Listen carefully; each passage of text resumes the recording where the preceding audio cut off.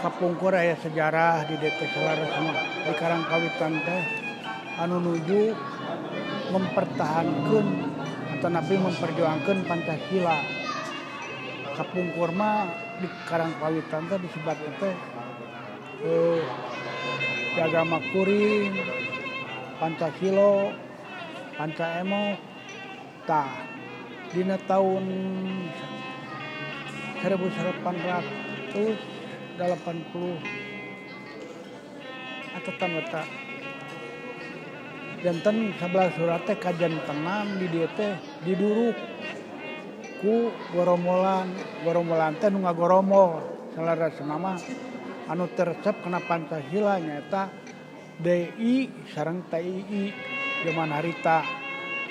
Ayeuna sabaraha taun ti tahun 54 Masehi dugi ka ayeuna teh tos 67 tahun di Peling ieu teh janten kunaon kudah aya buluh leutik di dieu teh nuju diajar gamelan laguna dina buruh leutik aya 11 surama khususna mah anu aya di Karangkawitan eta mah da upami hiji sura kanggo umum 11 surama nyata pangeling-eling anu aya khusus di dieu di Leuweur Karangkawitan gitu.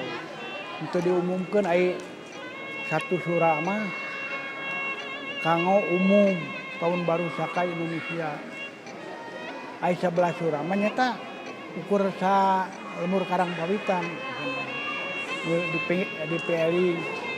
Saya menuju nama pamarentah pertahankan Pancasila, nu kumaha nu katuhanan, nu kumaha nu kamanusiaan, nu kumaha nu kabangsaan, nu kumaha nu kadaulatan rakyat, sareng nu kumaha nu keadilan sosial. Lamun ieu aki urang Sunda teu dibere lapangan berarti teu adil. Tau sakitu pangitan penjelasan mah tujuanna mah 11 surama keur urang dieu tapi satu surama keur umum papan Jawa oge